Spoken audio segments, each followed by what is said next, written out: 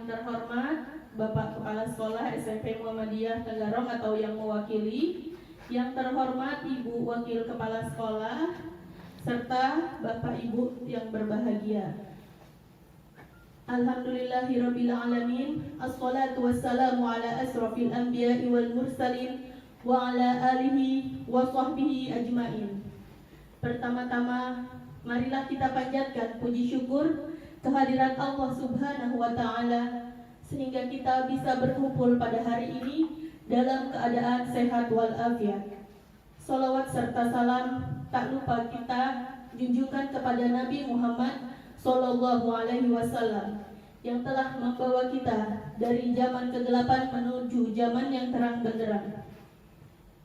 Bapak Ibu yang berbahagia, pada hari ini teman kita Ibu Yeti Rusmiati yang saat ini sedang melakukan pendidikan guru penggerak Angkatan 8 Kabupaten Kutai Kartanegara akan melakukan disemenisasi mengenai penyebaran pemahaman dan pengalaman serta penerapan budaya positif. Perlu Bapak Ibu ketahui, Ibu Yeti Rusmiati saat ini sedang mengikuti pendidikan guru penggerak yang kurang lebih akan dilaksanakan selama 6 bulan, yang mana di dalamnya terdapat 10 modul, yang salah satu dari 10 modul itu yaitu mengenai penerapan budaya positif yang saat ini akan dijelaskan oleh Bu Yeti. Langsung saja kepada Ibu Yeti kami persilakan.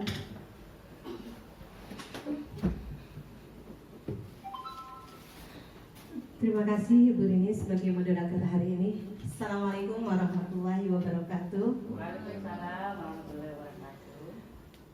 Baik Bapak Ibu, apa kabarnya hari ini? Alhamdulillah sehat. Mudah-mudahan bahagia semuanya ya. Ya baik, terima kasih waktunya sudah hadir hari ini ke sini. Hari ini saya hanya ingin memberikan apa yang sudah saya dapat dari pendidikan guru penggerak selama ini. Nah, untuk modul 1.4 yaitu budaya positif, menyebarkan pemahaman dan pengalaman tentang penerapan budaya positif. Baik Bapak Ibu, selamat datang. Mari kita bekerja sama, berkolaborasi, saling mendukung supaya terciptanya disiplin budaya positif di sekolah kita. Adapun tujuan dari pendidikan menurut Ki Hajar Dewantara yaitu tujuan dari pendidikan adalah menuntun segala kodrat yang ada pada anak-anak agar mereka dapat mencapai keselamatan dan kebahagiaan yang setinggi-tingginya, baik sebagai manusia maupun sebagai anggota masyarakat. Oleh sebab itu, pendidik itu hanya dapat menuntun tumbuh atau hidupnya kekuatan kodrat yang ada pada anak-anak agar dapat memperbaiki lakunya, bukan dasar hidup, dan tumbuhnya kekuatan kodrat anak. Baik Bapak Ibu, nah di sini kita sebagai tenaga pendidik itu diumpamakan peran pendidik itu sebagai seorang petani dan tukang kebun, ya, di mana anak-anak itu seperti biji tumbuhan yang disemai dan ditanam oleh Pak Tani atau tukang kebun di lahan yang sudah disediakan. Ya, ini misalnya kita menanam jagung, bagaimana supaya jagung itu tumbuh dengan baik? Kita harus memberinya pupuk. Dan jangan berharap jagung itu nanti kita akan panen menjadi durian. Ya, jagung itu akan kita panen sebagai jagung juga yang baik. Nah, ini akan saya kasih pantun dulu deh buat Bapak Ibu. Ke pasar ikan membeli patin, tak lupa membeli sayurnya. Pengajaran untuk kecakapan anak-anak pendidikan untuk keselamatan dan kebahagiaan yang sempurna. Nah, Bapak Ibu, ada konsep utama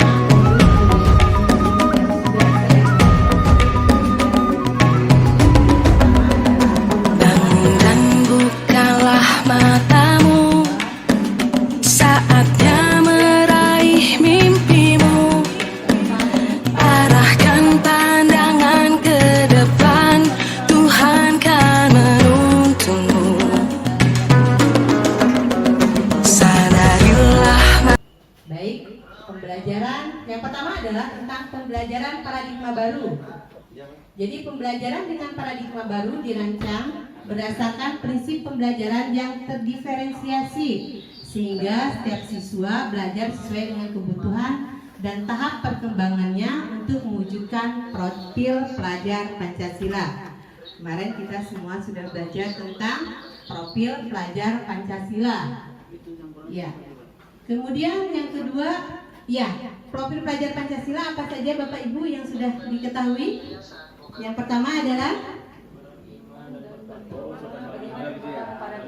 ya, dan berakhlak mulia. Yang kedua, Mandiri, berkebinekaan global, bergotong royong, mandiri, kreatif, dan bernalar kritis. Iya. Nah, di sini ada disiplin positif, ya. Dalam budaya kita, makna kata disiplin dimaknai menjadi sesuatu yang dilakukan seseorang pada orang lain untuk mendapatkan kepatuhan. Kita cenderung menghubungkan kata disiplin itu dengan ketidaknyamanan, ya. Kemudian sebagai pendidik, tujuan kita adalah menciptakan anak-anak yang memiliki disiplin diri, sehingga mereka bisa berperilaku dengan mengacu pada nilai-nilai kebajikan universal dan memiliki motivasi intrinsik dan bukan ekstrinsik. Kemudian disiplin positif merupakan salah satu cara penerapan disiplin yang bertujuan untuk menumbuhkan kesadaran serta memberdayakan anak untuk melakukan tanpa sogokan, ancaman, dan hukuman. Baik Bapak Ibu, nah di sini saya akan menjelaskan tentang kebutuhan dasar manusia. Jadi kebutuhan dasar manusia ini bukan hanya kebutuhan anak-anak saja, tapi kita sebagai orang dewasa juga sama. Yang pertama, kebutuhan dasar hidup manusia adalah bertahan hidup. Ya, kita semua mempunyai kebutuhan bertahan hidup. Yang kedua adalah kasih sayang dan rasa diterima. Ya, bukan hanya anak-anak, kita juga sebagai orang dewasa, sebagai peserta didik, sebagai tenaga pendidik juga berharap kita mendapatkan kasih sayang, ya, dan rasa diterima. Misalnya rekan-rekan kita sayang kepada kita, tapi dalam arti kata sayang di sini adalah saling menghormati, menghargai, kemudian rasa diterima. Ya, seperti hari ini, alhamdulillah, terima kasih sekali ketika saya ingin memberikan apa yang sudah saya dapatkan kepada Bapak Ibu. Saya sangat diterima sekali oleh Bapak Ibu yang hadir di sini. Alhamdulillah, terima kasih. Karena itu memang kebutuhan dasar manusia. Saya juga sebagai manusia sangat menghargai Bapak Ibu sudah bisa menerima saya di sini. Kemudian yang ketiga, kebutuhan dasar manusianya adalah penguasaan. Ya, dipercaya bahwa kita juga merasa kebutuhan hidupnya adalah penguasaan. Kemudian yang keempat adalah kebebasan. Ya, kebutuhan dasar manusia adalah kita ingin bebas, freedom, ya, tidak terikat dengan apapun juga. Dan yang ketiga adalah kesenangan. Ini adalah yang pasti kita semua menginginkan kebutuhan dasar manusia itu adalah kesenangan. Tentu saja Bapak Ibu juga di sini ingin merasa senang kan? Ya. Nah, kemudian motivasi perilaku manusia. Motivasi itu merupakan dorongan yang timbul pada diri seseorang secara sadar atau tidak sadar untuk melakukan suatu tindakan dengan tujuan tertentu. Yang pertama, menghindari ketidaknyamanan dan hukuman. Murid melakukan disiplin diri karena ia takut dihukum. Ini merupakan motivasi ekstrinsik. Kemudian, mendapat imbalan atau penghargaan dari orang lain. Murid melakukan disiplin diri karena ia, Bapak Ibu, inilah profil pelajar Pancasila. Ada berapa, Bapak Ibu? Ada 6. Ya, mari kita menyanyikan bersama tentang profil pelajar Pancasila. Bapak Ibu silakan berdiri. Kita bernyanyi bersama. Siap? Ya. Pancasila Tuhan yang Esa dan beralamat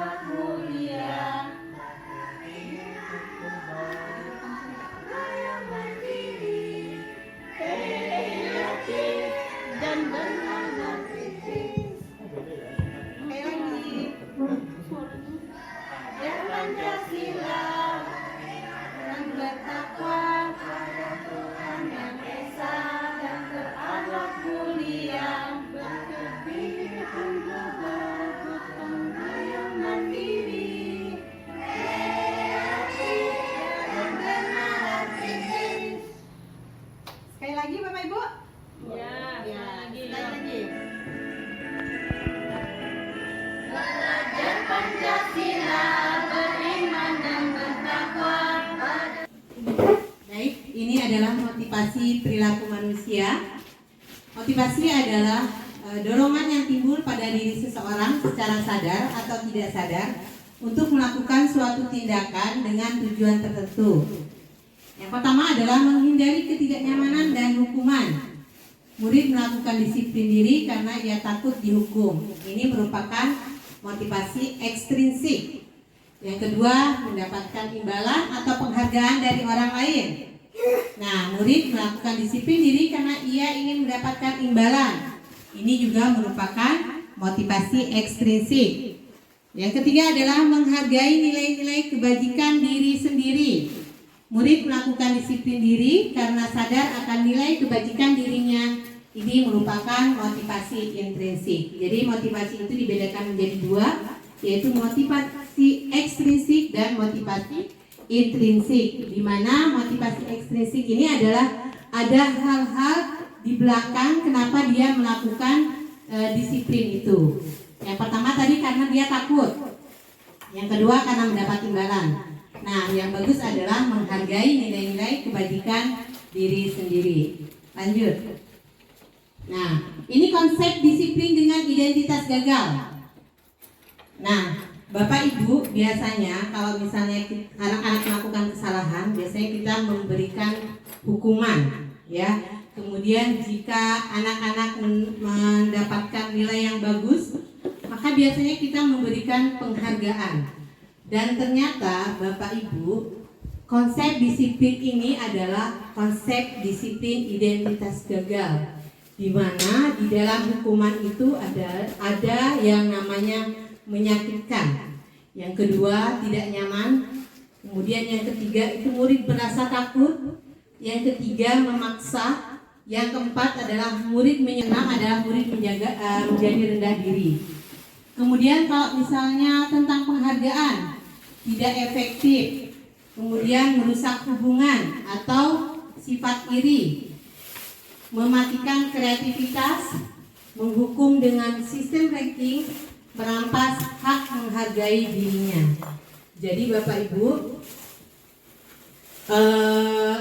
misalnya kita memberikan hadiah kepada seseorang, itu ternyata menimbulkan iri dari teman-teman yang lainnya. Ya. Dan tentang ranking juga, kita sudah beberapa tahun ini tidak ada ranking di dalam raport, ya, karena itu akan menghukum dengan sistem ranking, karena anak akan merasakan rendah diri ketika dia mempunyai rankingnya rendah. Makanya ranking itu dihapus di dalam raportnya. Ya. Kemudian konsep disiplin dengan identitas sukses. Kalau tadi identitas gagal, yaitu apa tadi Bapak Ibu? Yang pertama, hukuman dan penghargaan. Nah, ini adalah konsep disiplin dengan identitas sukses. Yang pertama adalah konsekuensi, yang kedua adalah restitusi. Di dalam konsekuensi itu adalah penguatan jangka pendek. Yang kedua, perlu monitoring berkelanjutan. Yang ketiga, stimulus dan respon. Yang keempat, murid menghormati peraturan. Yang kelima, kehilangan waktu untuk merenungi kesalahan. Kemudian ada restitusi. Dengan restitusi, murid akan merasa bertanggung jawab untuk perilakunya. Fokus pada pemecahan masalah jangka panjang. 3, murid menghormati dirinya dan orang lain. Yang keempat, teori kontrol, dirinya memegang kontrol. Dan yang kelima adalah murid bersemangat memperbaiki kesalahan. Ya. Ini adalah pengertian dari restitusi, ya. Konsep disiplin pendekatan restitusi, sebuah cara menanamkan disiplin positif pada murid. Nah, pengertian restitusi boleh dibantu dibaca Bu Nanda, Apa itu pengertian restitusi? Restitusi adalah proses menciptakan kondisi bagi murid untuk memperbaiki kesalahan mereka, sehingga mereka bisa kembali pada kelompok mereka dengan karakter yang lebih kuat. Iya, terima kasih. Kemudian ciri-ciri restitusinya apa saja Pak Wadi? Boleh disebutkan? Oke, untuk ciri-ciri restitusi yang pertama, bukan untuk menebus kesalahan namun belajar dari kesalahan. Yang kedua, memperbaiki hubungan. Yang ketiga, tawaran bukan paksaan. Yang keempat, menuntun untuk melihat ke dalam diri. Yang berikutnya, mencari kebutuhan dasar yang mendasari tindakan. Selanjutnya, fokus pada karakter bukan tindakan. Dan yang terakhir, menguatkan dan fokus pada solusi. Baik, Itu saja. terima kasih Bu Nanda dan Pak Wahdi. Ya. Next, ini perbedaan, ya. Perbedaan antara hukuman, konsekuensi dan restitusi. Contoh kasus misalnya siswa sering tidak mengerjakan PR. Bapak Ibu, pengalaman kita bertahun-tahun, ya, banyak sekali siswa yang tidak mengerjakan PR dengan berbagai alasan, ya, ada yang lupa, ada yang ketiduran dan lain sebagainya. Nah, di sini akan dijelaskan tentang perbedaan perilaku kita, apakah kita menggunakan hukuman, konsekuensi atau restitusi. Jika kita melakukan hukuman, guru misalnya menghukum siswa tersebut dengan hormat bendera selama 10 menit. Guru marah dan murid menjadi takut. Itu adalah contoh ketika kita sebagai guru memberikan hukuman. Bagaimana kalau kita memberikan konsekuensi? Guru memberikan konsekuensi untuk mengerjakan PR-nya saat istirahat atau dikerjakan sebanyak 3 kali lipat. Guru tegas dan siswa menghormati peraturan. Ini adalah konsekuensi, ya. Konsekuensi itu adalah tanggung jawab dari dia tidak mengerjakan PR, maka dia disuruh untuk mengerjakan PR pada saat istirahat, sehingga anak itu tidak ada waktu istirahat. Bahkan diberikan PR-nya, mengerjakan PR-nya sebanyak 3 kali lipat, ya. Nah, bagaimana dengan restitusi? Guru menanyakan keyakinan kelas atau dirinya dan membantu siswa menyelesaikan masalahnya. Guru terbuka dan siswa menghormati dirinya dan orang lain. Nah, ini adalah perbedaan antara hukuman, konsekuensi, dan restitusi. Dari sini kita bisa melihat, Bapak Ibu, mana tindakan kita yang bagus untuk kita lakukan. Apakah hukuman, konsekuensi, atau restitusi? Yang bagus yang mana? Restitusi. Baik, kita akan lanjut untuk pembahasan restitusi. Ya. Nah, ini di sini kita sebagai peserta didik itu kita mempunyai 5 posisi kontrol. Yang pertama adalah penghukum. Yang kedua adalah pembuat rasa bersalah. Yang ketiga adalah sebagai teman. Yang keempat sebagai pemantau. Dan yang kelima adalah sebagai manajer. Baik, Bapak Ibu, kalau dilihat dari 5 posisi kontrol restitusi di sini, kira-kira apa yang sudah kita lakukan untuk murid-murid kita? Apakah kita menjadi sebagai seorang penghukum, atau pembuat rasa bersalah, atau menjadi teman, atau menjadi pemantau, atau menjadi manajer? Nah, di sini saya akan tampilkan tentang posisi kontrol restitusi. Silakan disimak video berikut ini.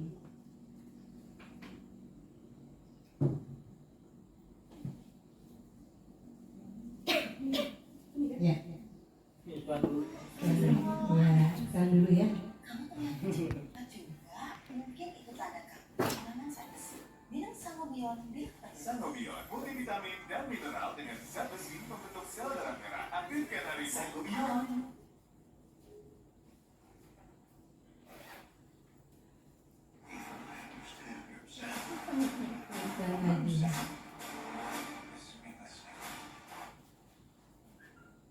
Ya. Bisa disimak ya Bapak Ibu?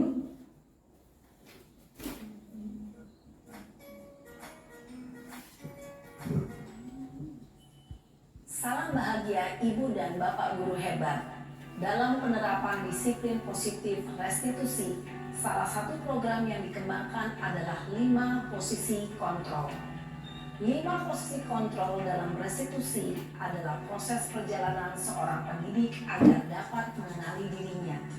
Pada video kali ini, kita akan membahas tentang 5 posisi kontrol yang dikembangkan oleh Diane Dawson dan contoh penerapannya.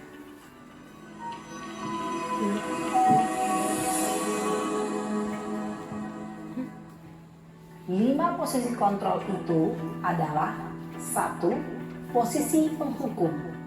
2. Posisi pembuat merasa bersalah. 3. Posisi teman. 4. Posisi pemantau atau monitor. Dan 5. Posisi manajer. Untuk lebih memahami kelima posisi tersebut, mari kita saksikan kasus Naren yang terlambat hadir 20 menit di sekolah dan melihat bagaimana kelima posisi kontrol dalam menghadapi masalah tersebut.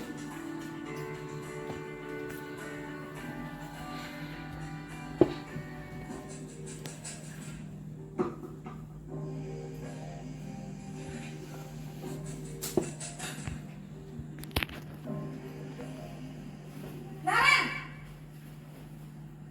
Sini kamu! Selamat pagi, Bu. Selalu terlambat. Kamu deh, pasti terlambat. Maaf, Bu. Saya... Apa? Apa coba? Alasan kamu apa lagi? Kapan sih kamu tidak terlambat? Malas sekali ya kamu jadi anak. Saya... Dasar pemalas. Gak kapok-kapok sih kamu. Sudah berapa kali terlambat? Sana, kamu keliling lapangan basket 2 kali. Kenapa saya harus keliling lapangan basket, Bu? Kenapa? Kamu melawan ibu? Berani-beraninya jawab. Sudah terlambat, masih berani jawab pula.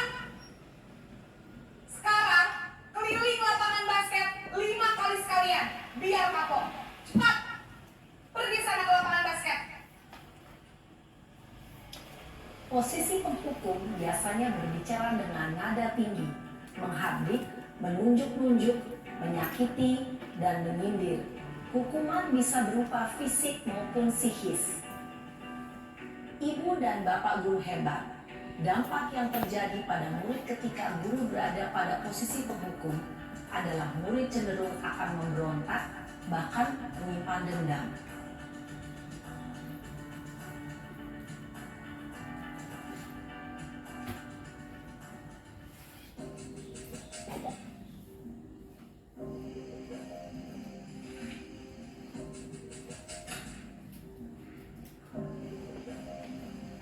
Naren!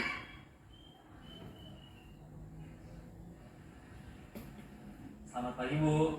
Naren. Kamu kenapa terlambat lagi, nak? Ya Tuhan, Naren. Kamu senang ya bikin ibu susah ya? Kalau kamu terlambat lagi, nanti ibu yang ditegur bapak kepala sekolah, nak. Disangka ibu tidak bisa membina kamu. Duh, gimana ini?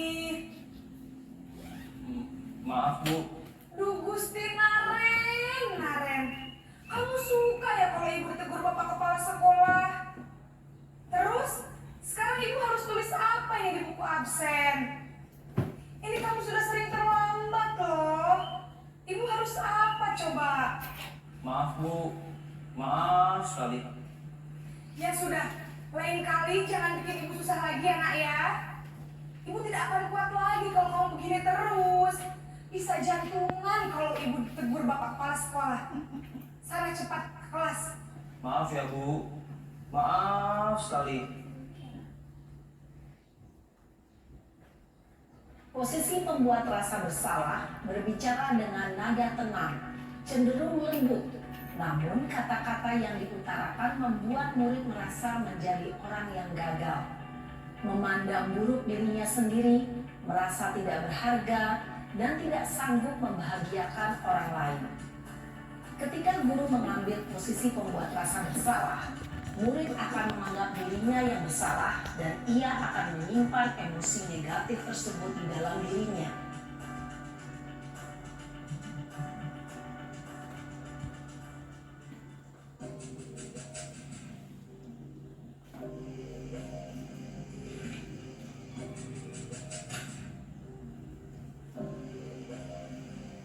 Naren!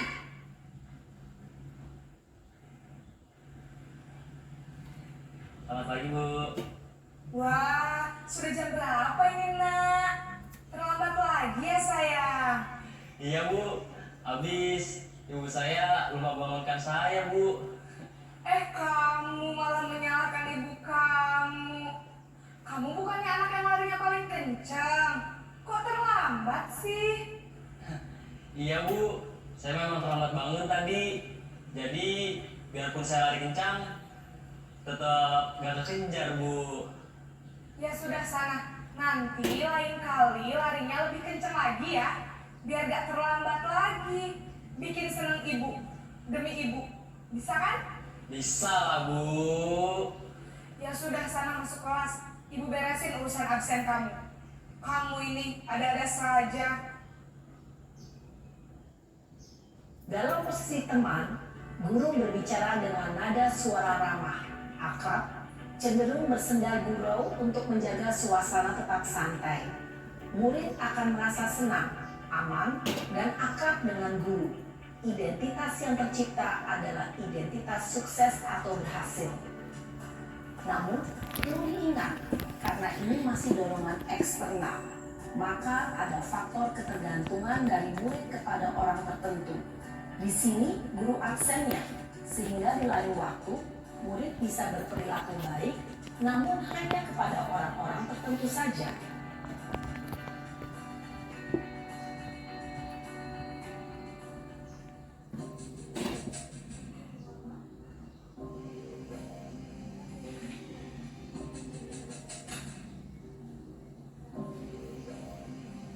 Naren!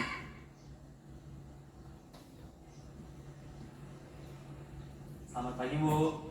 Naren, apa peraturan sekolah kita tentang jam berapa kita harus masuk sekolah, Nak?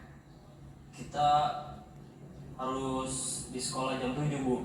Iya betul, sekarang sudah jam 7.20. Naren sudah tahu konsekuensinya jika terlambat hadir. Paham, Bu. Saya harus tinggal kelas pas jam istirahat selama 20 menit. Iya benar, konsekuensinya demikian.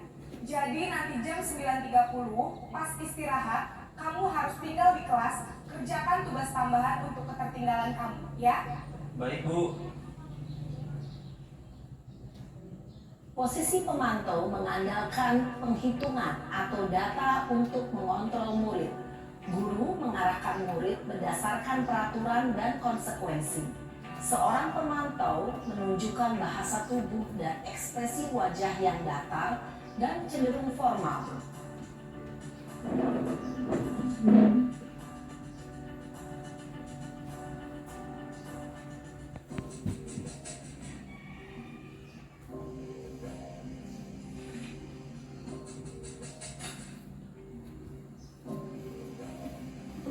Naren!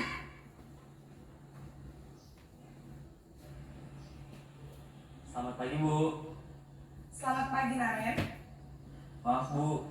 Saya terlambat. Iya, sekolah masuknya jam 7, sekarang sudah jam 7.20. Jadi sekarang bagaimana ini, Naren? Maaf, Bu. Saya lupa setel alarm saya semalam.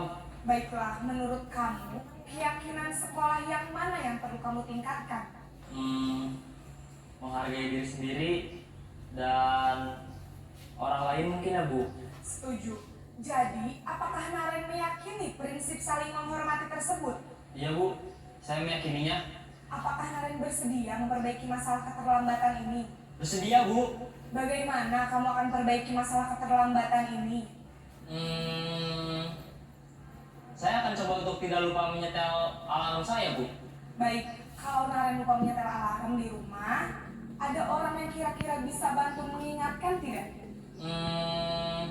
Ada, Bu. Kakak saya, Kak Emma. Ada lagi selain Kak Emma? Selain Kak Emma, ada ibu saya. Baik, Jadi yang mengingatkan Naren adalah Kak Emma dan ibu kamu ya. Kira-kira akan mulai setel alarm kapan nih Naren? Setelah pulang sekolah, akan segera saya lakukan.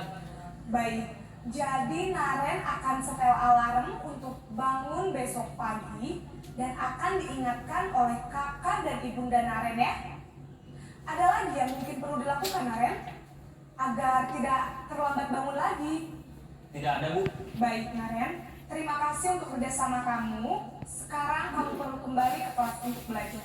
Baik, Bu. Terima kasih. Posisi manajer adalah posisi kontrol yang disarankan untuk membimbing murid memiliki sikap disiplin yang positif, yaitu murid yang mandiri, bertanggung jawab, dan dapat memecahkan masalah. Tujuan dari posisi ini adalah agar murid dapat berefleksi atas tindakannya. Guru akan dengan tulus memberikan pertanyaan-pertanyaan bermakna, sehingga membuat murid dapat belajar dari kesalahannya dan mencari sebuah solusi untuk menyelesaikannya. Ibu dan Bapak guru hebat, setelah mengamati adegan kelima posisi kontrol tadi, kira-kira posisi mana yang paling ideal? Posisi mana yang dapat menunjang motivasi intrinsik murid? Ya, tentu posisi manajer.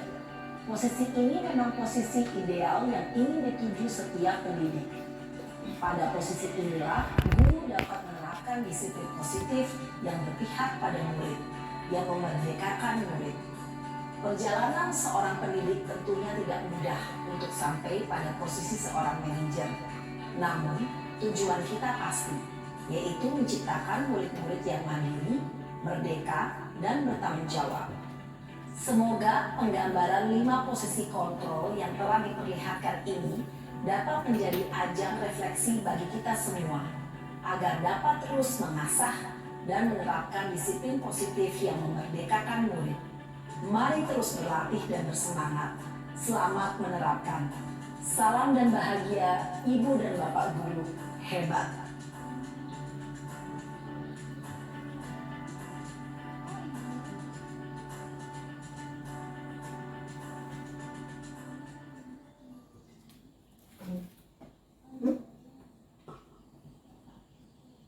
Baik, Bapak Ibu, tadi sudah kita saksikan bersama posisi kontrol restitusi, 5 posisi kontrol restitusi. Bagaimana? Apakah ada pencerahan buat kita semua? Alhamdulillah ya. Berikutnya yaitu tentang kasus yang lain, yaitu siswa tidak memakai atribut lengkap saat upacara. Kalau tadi siswa terlambat ya. Nah, bagaimana kalau posisi kontrol kita di penghukum?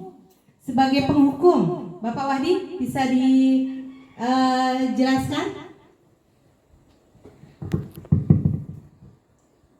Apanya nih Bu yang dijelaskan Bu? Iya, dibaca. Iya, misalnya kita posisi kita sebagai penghukum nih, seperti apa perkataan yang kita berikan kepada anak-anak kita?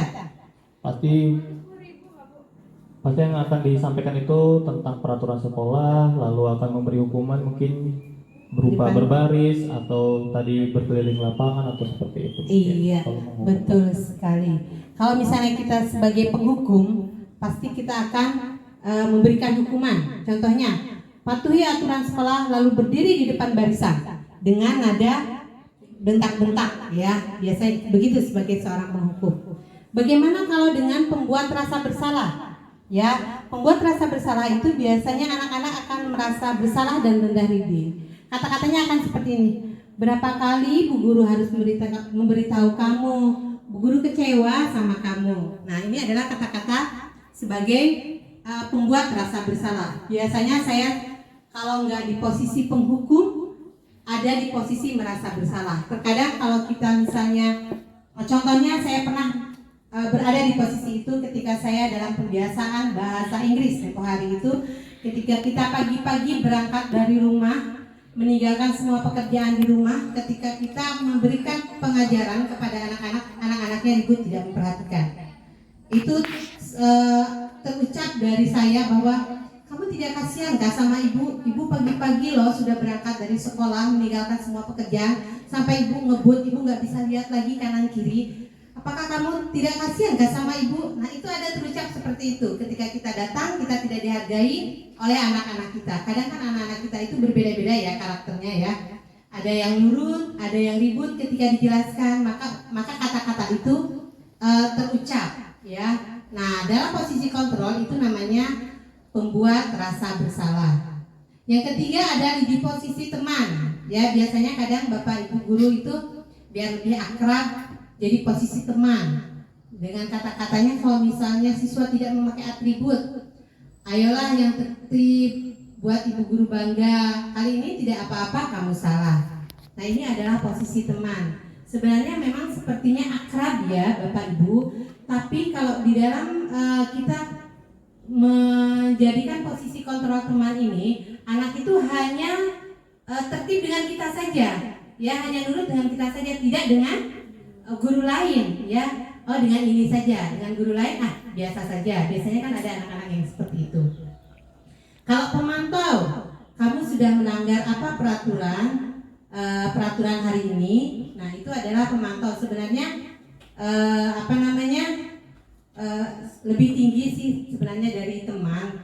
Kalau pemantau, cuman ada yang lebih baik lagi di sini, yaitu sebagai manajer, ya, sebagai manajer. Di sini sebagai manajer kita menanyakan dulu keyakinan kelasnya, ya. Apakah kamu tahu kesalahanmu? Jadi kita tidak langsung menghakimi anak, ya. Misalnya tidak memakai atribut, kita akan bertanya dulu. Anak-anak harus sadar dulu kesalahannya, ya. Tidak langsung tembak. Apakah kamu tahu kesalahanmu? Kira-kira bagaimana cara kamu memperbaikinya? Nah, dari situ kita diskusi kepada anak. Ya, misalnya, oh saya lupa tidak menempel misalnya. Terus baru kita tanyakan solusinya seperti apa. Itu adalah sebagai seorang manajer, ya. Kemudian, ya, ini adalah tentang keyakinan kelas. Mengapa harus keyakinan kelas? Kenapa tidak peraturan kelas saja? Mengapa kita memiliki peraturan tentang penggunaan helm saat mengendari kendaraan roda 2 atau motor? Mengapa kita tidak memiliki peraturan tentang penggunaan masker dan mencuci tangan setiap hari? Ya, kalau peraturan biasanya kita berikan kepada orang lain, ya, misalnya seperti polisi, ya, memberikan peraturan tidak boleh pakai helm. Tapi kalau keyakinan kelas itu harus dua sisi. Kalau misalnya kita sebagai tenaga pendidik itu harus disetujui dengan peserta didiknya, jadi harus dua-duanya, ya. Harus dua-duanya membuatkan keyakinan kelas. Iya. Nah, di sini bagaimana cara membuat kita kegiatan keyakinan kelas? Biasanya kita itu sering terlupakan ketika pertama kali. Ini kan nanti sebentar lagi kita nih mau tahun ajaran baru nih ya. Kalau kemarin sudah terlanjur, tidak apa-apa, ini tahun ajaran baru adalah hari pertama kita masuk ke kelas, pas pelajaran kita buat yuk keyakinan kelas. Apakah keyakinan kelas ini dibuat oleh wali kelas saja atau semua guru mata pelajaran, Bapak Ibu? Bagaimana menurut Bapak Ibu? Wali kelas bersama siswanya. Wali kelas saja bersama siswa. Apakah guru mata pelajaran tidak membuat keyakinan kelas? Membuat juga. Ya, jadi wali kelas ada khusus. Kemudian kita sebagai guru mata pelajaran juga ada. Ya, jadi keyakinan kelas bukan hanya dengan wali kelas saja, tapi setiap guru mata pelajaran yang masuk di kelas itu harus membuat keyakinan kelas. Ya, yang pertama adalah berdiskusi dulu dengan peraturannya. Kita diskusi sama anak-anak. Apa saja sih keyakinan kelas kita ini? Ya. Kemudian yang kedua adalah merumuskan peraturan menjadi keyakinan. Dan yang ketiga adalah menempelkan keyakinan di kelas. Videonya belum bisa diupload ya. Tadi sudah ada apa yang contohnya sudah ada, cuma tidak bisa dibuka tadi. Jadi yang pertama itu kita berdiskusi dulu. Nanti anak-anak akan menjawab. Banyak sekali contoh keyakinan kelas. Disiplin, kemudian apalagi yang bisa dibuat keyakinan kelas? Datang tepat waktu. Apalagi? Menjaga kebersihan bersama. Kemudian jadwal piket, menghargai teman, bertanggung jawab. Nah, keyakinan yang anak-anak sebutkan itu nanti ditulis di dalam sticky note atau kertas yang nanti akan ditempel di kelasnya masing-masing. Jadi itu ditempel, jangan sampai dilepas. Ketika anak melakukan kesalahan, nanti kita pakai yang segitiga restitusi tadi. Kemudian kita lihatkan mana nih keyakinan kelas. Misalnya dia datang tidak tepat waktu, sementara keyakinan kelasnya ada di situ, datang harus tepat waktu. Karena sudah ada ditempel, anak-anak jadi ingat. Tapi kalau cuman omongan saja kan tidak ada bukti. Ya makanya kenapa keyakinan kelas itu harus ditempel. Ini adalah salah satunya. Yang pertama disiplin waktu. Disiplin waktu itu ya itu tadi, datang tepat waktu, ya. Kemudian saling menjaga kebersihan dan keindahan. Ketika anak-anak membuang sampah sembarangan, kita lihatkan itu keyakinan kelas kita bahwa kita harus menjaga kebersihan dan keindahan kelas. Yang ketiga adalah saling membantu dan bekerja sama. Ya, jadi dalam hal apapun ini saling membantu. Misalnya temannya tidak ada pulpen, bisa dipinjamin sama temannya, ya. Kemudian yang nomor 4 adalah menghargai guru dan teman yang sedang berbicara. Ini penting sekali, ya. Penting sekali keyakinan kelas yang nomor 4 ini. Jadi anak-anak sudah tahu ketika gurunya sedang menjelaskan, anak-anak harus diam. Kemudian ketika temannya presentasi, yang lainnya juga mendengarkan, guru juga mendengarkan, karena kita sama-sama menghargai, ya. Nah, dan ketika kita disuruh untuk berbicara, maka berbicaralah, seperti itu. Nah, di sini bagaimana cara pembentukan keyakinan kelas? Yang pertama itu lebih abstrak dari peraturan, lebih jelas, ya. Yang kedua berupa pernyataan universal. Universal itu umum, ya. Kemudian sedikit saja agar mudah diingat. Jadi tidak panjang-panjang seperti tata tertib. Biasanya kalau kita lihat tata tertib panjang sekali. Ini cukup 1 atau 2 kata saja, ya, paling banyak 3 kata. Misalnya disiplin waktu, kan itu 2 kata saja, supaya mudah diingat. Kemudian yang kelima, sesuai dengan kondisi kelas dan sekolah agar mudah diterapkan, ya. Jadi disesuaikan dengan kondisi sekolah kita. Kemudian yang nomor 6, ini yang sangat penting sekali adalah semua warga kelas atau sekolah dilibatkan dalam membuat. Jadi ketika kita membuat keyakinan, pastikan semua siswa hadir.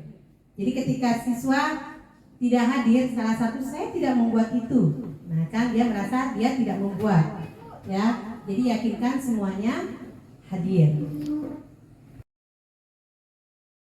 Baik Bapak Ibu, selanjutnya adalah tentang segitiga restitusi. Mari kita simak video kembali, ya, tentang segitiga restitusi.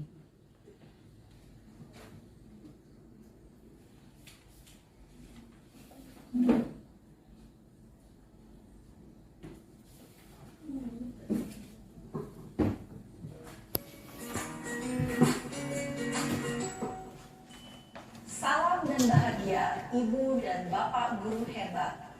Pada video kali ini kita akan membahas tentang salah satu program disiplin positif yang diterapkan di lingkungan sekolah yang dikenal dengan nama restitusi.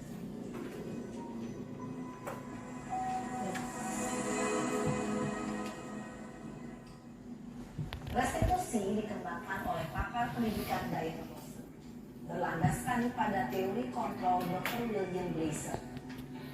Segitiga restitusi adalah suatu proses dialog yang dijalankan oleh guru atau orang tua agar dapat menghasilkan murid yang mandiri dan bertanggung jawab. Pada saat guru di posisi manajer, aspek yang dikembangkan pada murid adalah motivasi intrinsik, sehingga penanaman nilai-nilai kebajikan dapat tumbuh dan berkembang menjadi suatu kebiasaan positif yang akhirnya membentuk karakter murid. Proses dialog ini terdiri dari 3 langkah yang digambarkan pada ketiga sisi pada segitiga restitusi. Sisi pertama adalah menstabilkan identitas. Sisi yang kedua adalah validasi tindakan yang salah. Dan sisi yang ketiga adalah menanyakan keyakinan.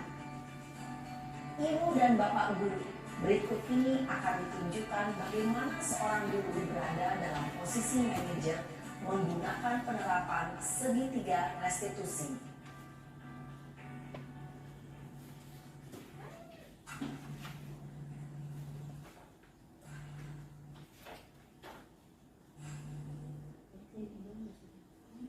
Siang Sarah. Siang Pak. Sudah lama nggak ketemu Sarah?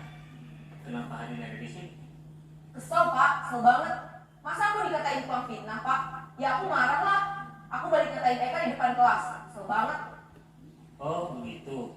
Ya pasti kamu marah dan kesal. Bapak juga akan marah apabila ada yang menuduh Bapak seperti itu. Kemudian pada saat itu kamu mau melakukan apa? Ya saya langsung katain Eka lah Pak. Kesel banget. Saya bentak-bentak dia depan teman-teman lain. Oh begitu. Pasti kamu melakukan seperti itu karena suatu alasan tertentu, bukan?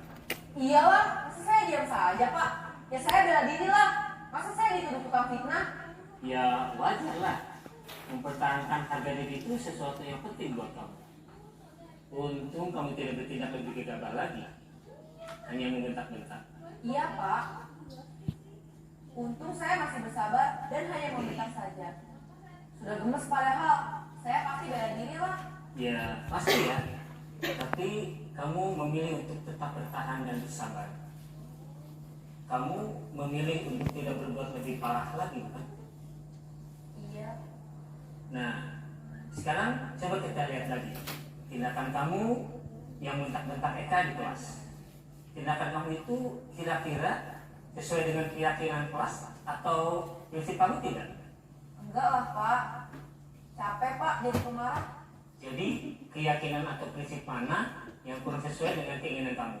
Ya, saya sebenarnya sangat menghargai orang lain. Mungkin saat itu saya menjadi emosi, jadi tidak menunjukkan sikap itu. Kamu meyakini tidak? Menghargai orang lain itu penting buat kamu. Yakinlah Pak. Iya, setuju. Kita harus saling menghargai. Namun, ada juga keyakinan yang kita sepakati yang perlu kita jalankan apabila kita sedang marah, bukan? Ya, saya bisa lebih proaktif, mulai dengan diri sendiri. Saya bisa jadi lebih bersabar, mengambil waktu jeda untuk berpikir mau apa selanjutnya. Kira-kira kamu bersedia memperbaiki masalah ini tidak? Sedia Pak. Kalau kamu memperbaiki masalah ini, kamu akan menjadi orang seperti apa? Saya akan menjadi orang yang bertanggung jawab kali ya Pak. Dan senantiasa proaktif. Iya, menurut kamu bagaimana rasanya menjadi orang seperti itu? Ya nyaman lah, bangga bisa bersabar dan menahan diri. Baiklah kalau begitu. Yuk kita pikirkan bagaimana memperbaiki masalah ini.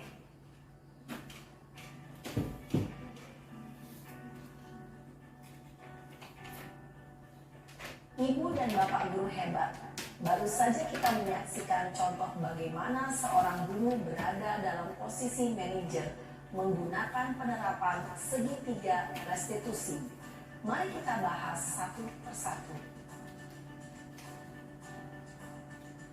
Pada sisi pertama, menstabilkan identitas berdasarkan pada prinsip bahwa membuat kesalahan adalah bagian dari proses pembelajaran.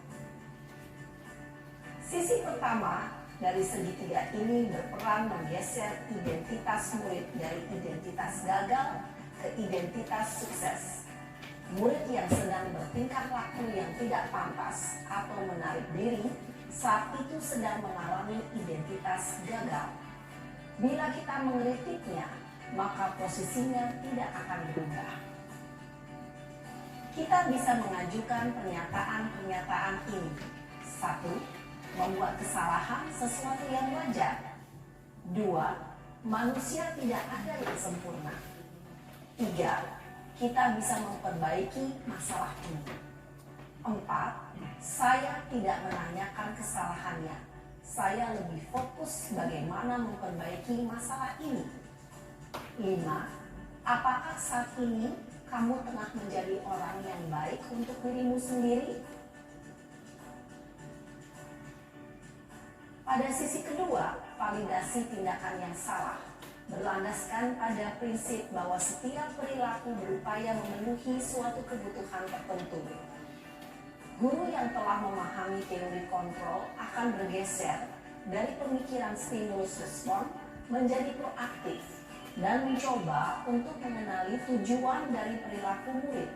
Mengenali dan mengakui kebutuhan murid ini dapat memperbaiki hubungan dengan murid tersebut.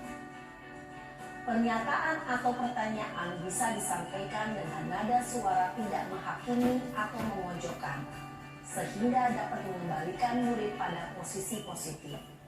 1. Kamu bisa saja bertindak lebih gegabah lagi dari ini. 2.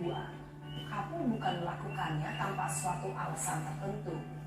3. Kamu melakukannya karena mempertahankan sesuatu yang penting bagimu. 4. Mungkin kamu bisa mempelajari suatu perilaku baru yang lebih efektif. Bersediakah kamu mempelajarinya? Selanjutnya, kita akan simak sisi terakhir, yaitu menanyakan keyakinan. Teori kontrol menyatakan bahwa pada dasarnya kita termotivasi secara intrinsik.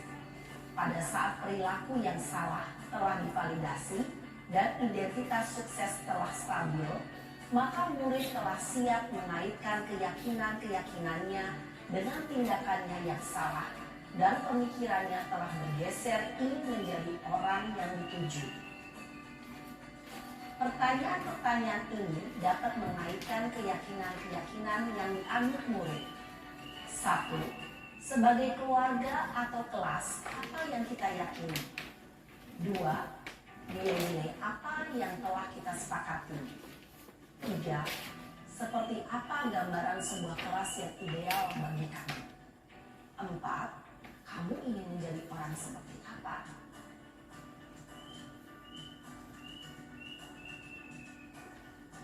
Dalam menerapkan segitiga restitusi, perlu diperhatikan beberapa hal, yaitu 1.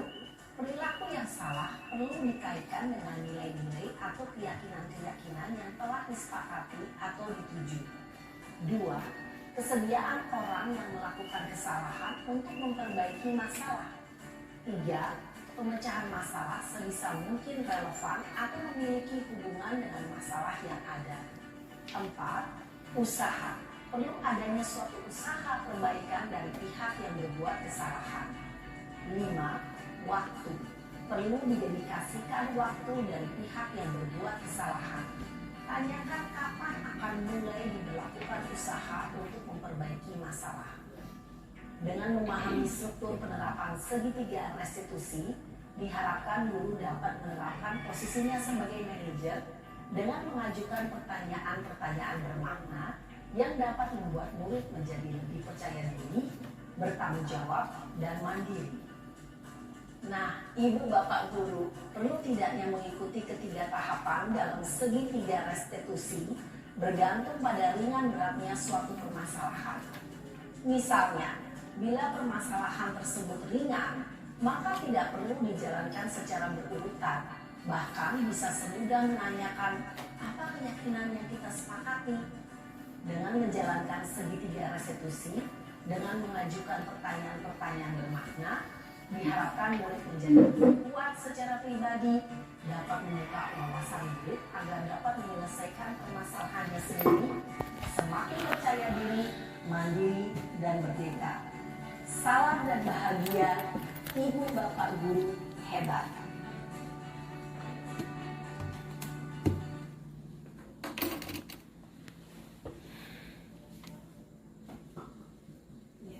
Baik Bapak Ibu, tadi sudah kita saksikan bersama penjelasan tentang segitiga restitusi. Ya, selanjutnya adalah di bawahnya. Iya, ini adalah kasus ya. Jadi kasus yang pertama yang sudah saya buat. Bukan yang sudah saya buat, tapi yang sudah saya selesaikan, yaitu ketika siswa kelas 8 sedang mengerjakan soal ulangan, saya melihat ada salah seorang siswa yang mencontek. Dalam kesepakatan kelas 8, ada salah satu nilai kebajikan yang telah disepakati dan diyakini semua warganya, yaitu jujur. Ini artinya bahwa semua warga kelas sepakat dan meyakini bahwa semua warganya harus jujur dalam menjalankan segala hal. Mencontek adalah salah satu tindakan yang tidak jujur atau bertentangan dengan salah satu nilai kebajikan yang telah disepakati dan diyakini. Saya sebagai guru harus melaksanakan tindakan penyelesaian masalah tersebut dengan menggunakan segitiga restitusi. Ya, baik Bapak Ibu. Ya, ini tadi contohnya tidak bisa dibuka. Kemudian untuk yang kasus kedua, Dipa, salah satu siswi kelas 8 tidak terima ketika dia sedang sholat diganggu oleh salah satu temannya. Ya, tadi Yasmin bukan Dipa ya. Kemudian dia marah-marah sampai membentak dan memaki-maki temannya. Saya sebagai guru harus melaksanakan tindakan penyelesaian masalah tersebut dengan menggunakan segitiga restitusi. Ya. Ini ada contoh lain Bapak Ibu, yaitu kasus Pak Lukman. Ya. Kasus contohnya yaitu Sabrina hari ini bangun terlambat dan terburu-buru sampai di sekolah. Dia pun akhirnya sampai di gerbang sekolah, tapi baru menyadari kalau tidak menggunakan sepatu hitam seperti tertera di peraturan sekolah. Di depan pintu kelas, Pak Lukman memperhatikan sepatu Sabrina yang berwarna coklat.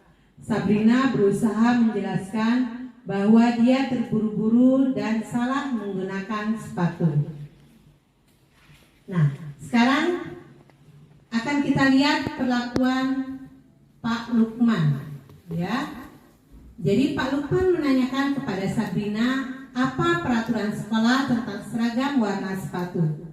Sabrina menjawab sudah mengetahui sepatu harus berwarna hitam, namun terburu-buru dan salah mengenakan sepatu. Selain tidak mungkin kembali pulang karena rumahnya jauh sekali, Pak Lukman tetap bersikeras pada peraturan yang berlaku dan mengatakan, ya sudah, kamu sudah melanggar peraturan sekolah. Kamu salah, sudah terlambat, salah pula warna sepatunya. Segera buka sepatumu kalau tidak bisa mengenakan warna sepatu sesuai peraturan. Nah, kemudian Sabrina meminta maaf dan mohon kembali kepada Pak Lukman agar tetap dapat mengenakan sepatunya dan berjanji tidak akan mengulang kesalahannya. Namun Pak Lukman tidak mau tahu. Tidak, kamu telah melanggar peraturan sekolah. Kalau tidak sanggup ambil sepatu di rumah atau diantarkan sepatu ke sekolah, ya sudah, kamu tidak bersepatu saja seharian di sekolah. Sekarang copot sepatumu dan silakan belajar tanpa sepatu seharian. Sabrina pun dengan berat hati mencopot sepatunya dan memberikan kepada Pak Lukman. Seharian dia tidak berani berkeliling sekolah karena malu dan lebih banyak berdiam diri di kelas tanpa alas sepatu. Bapak Ibu, dalam kasus nomor 2 ini, sikap posisi yang diambil oleh Pak Lukman adalah posisi seorang penghukum. Ya, di mana dia tidak bisa mendengarkan penjelasan dari peserta didiknya atau dari muridnya. Indikatornya adalah ada pada perkataan Pak Lukman tadi, yaitu yang pertama, ya sudah, kamu sudah melanggar peraturan sekolah. Kamu salah, sudah terlambat, salah pula warna sepatunya. Segera buka sepatumu kalau tidak bisa mengenakan warna sepatu sesuai dengan peraturan. Itu adalah merupakan perkataan seorang penghukum. Yang kedua, tidak, kamu telah melanggar peraturan sekolah. Kalau tidak sanggup ambil sepatu di rumah atau diantar sepatu ke sekolah, ya sudah, kamu tidak bersepatu saja seharian di sekolah. Sekarang cepat sepatumu dan silakan belajar tanpa sepatu seharian. Sungguh kejam ya Bapak Ibu sebagai seorang penghukum. Apakah kita pernah melakukannya? Barangkali kalau kita sebelum mengetahui bahwa itu salah, mungkin kita pernah melakukan 1-2 kali sebelumnya. Nah, posisi kontrol sebagai penghukum seorang penghukum bisa menggunakan hukuman fisik maupun verbal. Ya, kalau tadi kan hanya sebagai omongan saja. Terkadang kan kita menghukum disuruh push up, lari dan lain sebagainya. Nah, orang-orang yang menjalankan posisi penghukum ini senantiasa mengatakan bahwa sekolah memerlukan sistem atau alat yang lebih menekan murid-muridnya lebih dalam lagi. Ya. Bila Bapak Lukman mengambil posisi seorang manajer, apa yang akan Bapak Lukman lakukan dan apa yang akan Bapak Lukman katakan kepada Sabrina? Nah, pertanyaan-pertanyaan seperti apakah yang diajukan ke Sabrina?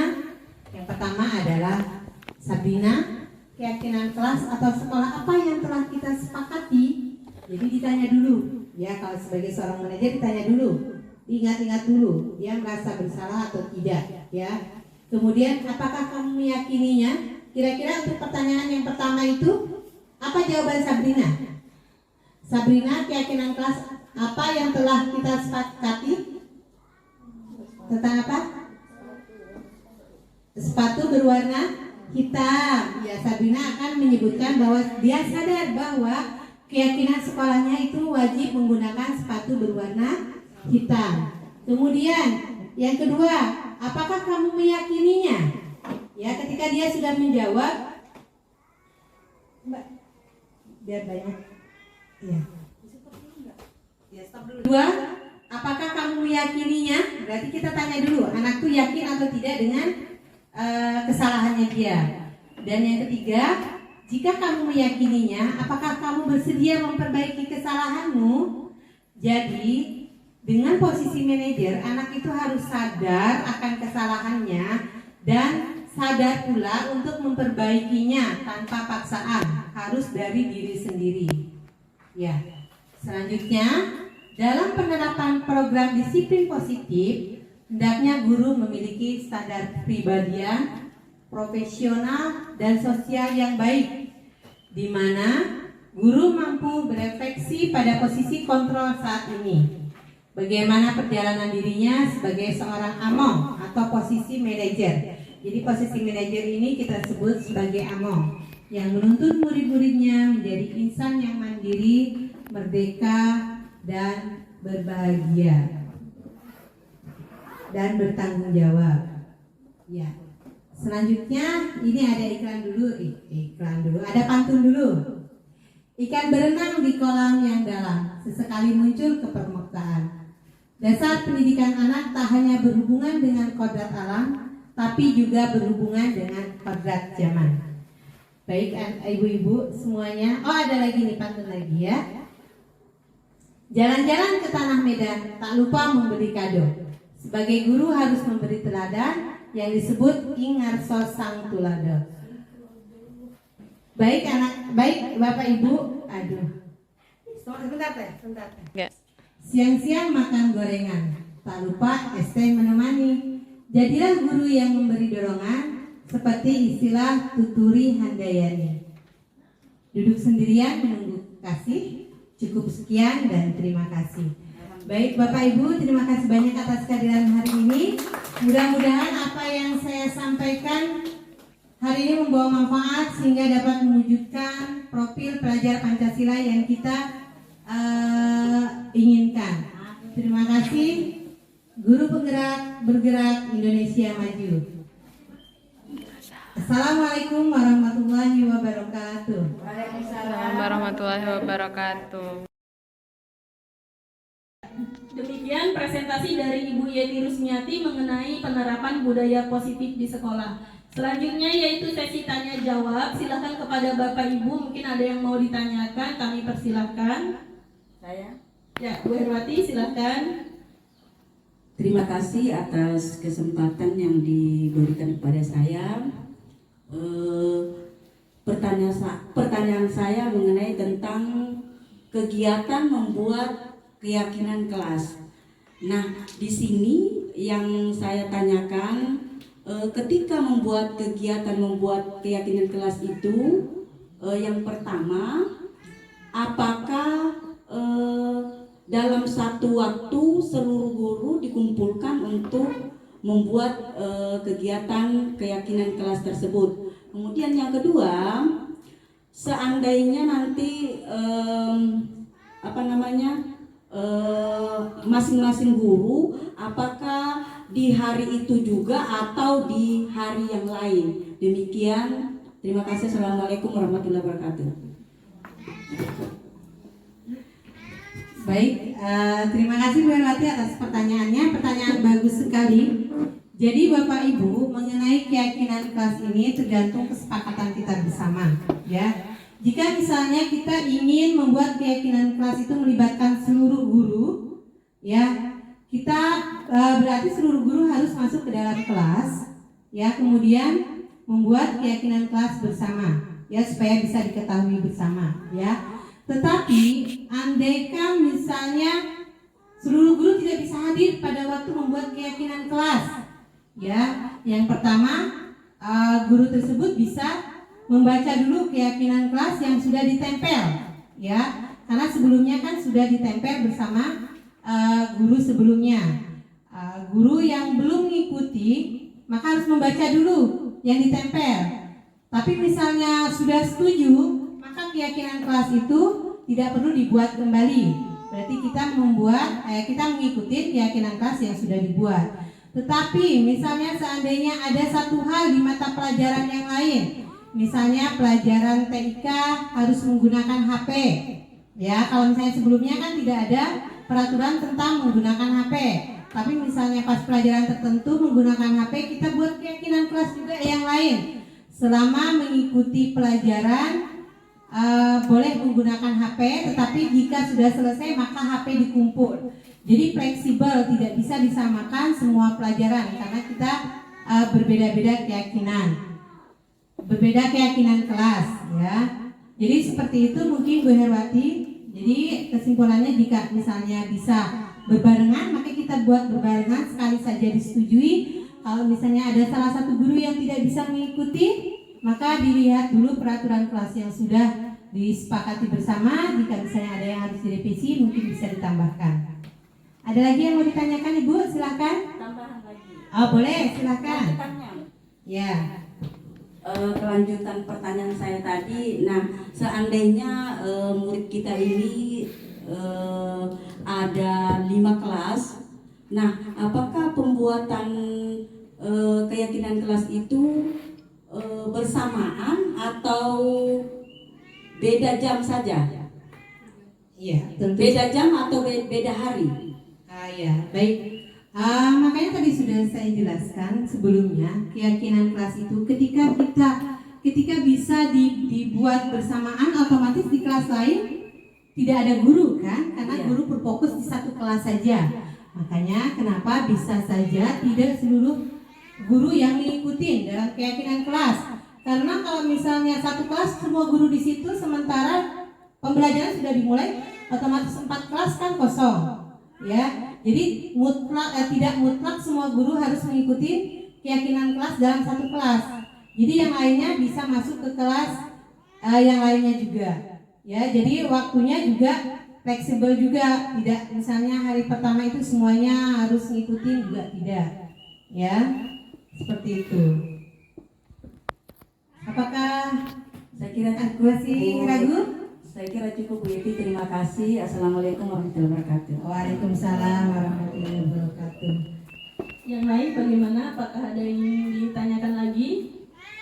Sudah panjang ya videonya. Alhamdulillah, terima kasih banyak untuk sesi tanya jawabnya. Selanjutnya saya kembalikan ke moderator. Ya, demikianlah acara kita pada hari ini. Terima kasih atas waktu dan kesempatan Bapak Ibu sekalian. Apabila saya ada salah dalam penyampaian, mohon dimaafkan. Assalamualaikum warahmatullahi wabarakatuh. Waalaikumsalam. Mana pantun?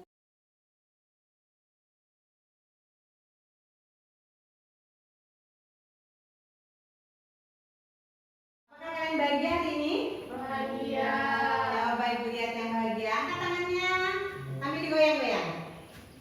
Tangan kirinya digoyang-goyang, kasih senyuman yang paling menarik.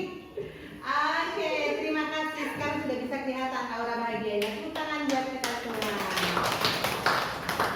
Anak-anak, hari ini adalah hari pertama kita belajar. yang namanya keyakinan kelas, ya. Apa tadi? Keyakinan kelas. Oke. Apa keyakinan kita kelas kita? Yasmin? Saling menghormati. Jaskia? Bertanggung jawab. Fatur? Disiplin. Rea?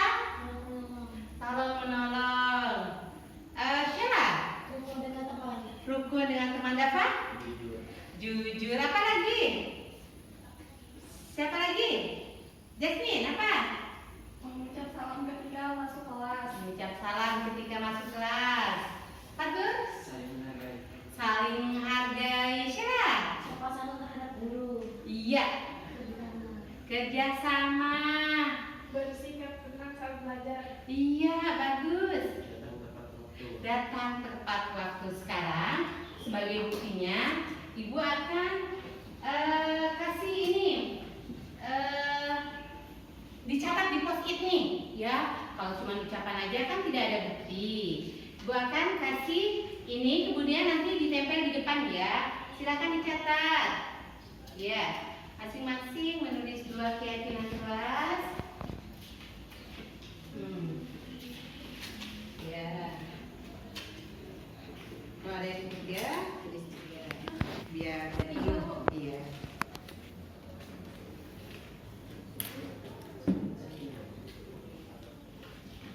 Dapat tadi ya?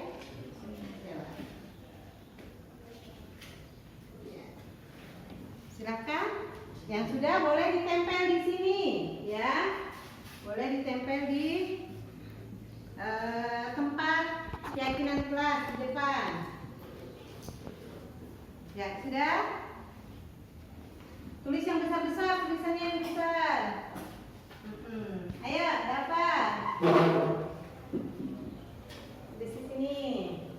Pintar. Lagi diisi lagi. Siapa lagi yang sudah? Satu-satu. Saya satu dulu, maju ditempel dulu. Ya, sudah diisi? Oh iya. Ganti aja. Sudah? Satu dulu ya, Jaskia. Satu dulu ditulis dulu ke depan. Kita di bawahnya. Pinter. Sheila. Ayo satu. Sudah? Lagi? Oh iya. Iya. Silakan. Siapa lagi?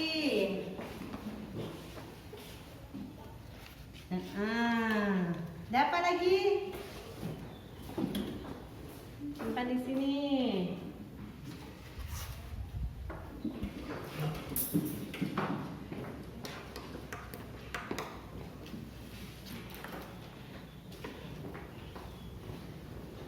Ya, kata.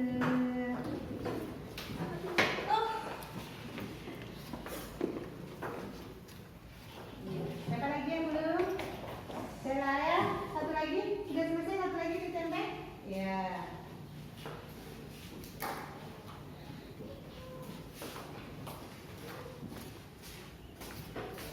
Satu-satu ya, Bu.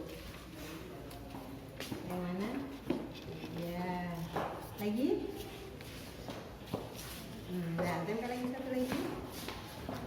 Iya. Ayo, satu. Iya. Baik anak-anak, kita sudah menentukan keyakinan kelas hari ini. Mudah-mudahan keyakinan kelas kita bisa kita gunakan sebaik-baiknya dalam pembelajaran kita sehari-hari. Terima kasih untuk hari ini. Assalamualaikum warahmatullahi wabarakatuh. Waalaikumsalam warahmatullahi wabarakatuh.